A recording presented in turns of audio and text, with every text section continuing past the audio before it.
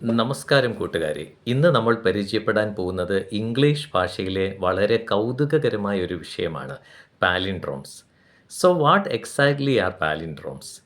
പറയട്ടെ. A palindrome is a word, phrase or sequence that reads the same forward and backward. Isn't that amazing? മുന്നോട്ടും പിന്നോട്ടും ഒരുപോലെ വായിക്കാവുന്ന അത്ഭുതകരമായ വാക്കുകളും വാക്യങ്ങളും വാചകങ്ങളെയുമാണ് നമ്മൾ പാലിൻഡ്രോം വിഭാഗത്തിൽ ഉൾപ്പെടുത്തുന്നത്. ഉദാഹരണത്തിന് മലയാളം എന്ന വാക്കൊരു പാലിൻഡ്രോം ആണ്. നോക്കൂ, മലയാളം MALAYALAM. ഇനി പിന്നോട്ടൊന്ന് വായിച്ചു നോക്കിക്കേ. MALAYALAM. അതിശയകരമാണല്ലേ? പിന്നോട്ട് വായിച്ചാലും മലയാളം എന്ന് തന്നെ നമുക്ക് കിട്ടും. അപ്പോൾ മലയാളം ഒരു പാലിൻഡ്രോം ആണ്. ഇനിയുമുണ്ട് വാക്കുകൾ. ലെവൽ, റഡാർ, മാഡം, ഈ വാക്കുകളൊക്കെ പാലിൻഡ്രോംസ് ആണ്. കൂടാതെ ഹന്ന എന്ന പേര് പോലും ഒരു പാലിൻഡ്രോം ആണ്. മറ്റൊരു കാര്യം പറയാനുള്ളത്, കേവലം വാക്കുകളിൽ മാത്രമല്ല പാലിൻഡ്രോം നമുക്ക് കാണാൻ സാധിക്കുന്നത്. There are palindrome phrases and even complete sentences in the English language. വാക്യങ്ങളിലും വാചകങ്ങളിലുമുണ്ട് പാലിൻഡ്രോംസ്. ഉദാഹരണം പറയട്ടെ. Nurses run is a famous palindrome phrase. Nurses run, ഈ വാക്യം നമ്മൾ തിരിച്ചു വായിച്ചാലും നേഴ്സസ് റൺ എന്ന് തന്നെ വായിക്കാൻ സാധിക്കും.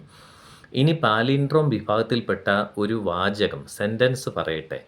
Madam in Eden I am Adam. തിരിച്ചു വായിച്ചാലും ഇങ്ങനെ തന്നെ വായിക്കാൻ പറ്റും. Madam in Eden I am Adam. ഒരു സെൻറ്റൻസ് കൂടി പറയട്ടെ. Was it a car or a cat I saw? ഈ വാചകം തിരിച്ചു വായിച്ചാലും നമുക്ക് ഇങ്ങനെ തന്നെ വായിക്കാൻ പറ്റും. Was it a car or a cat I so?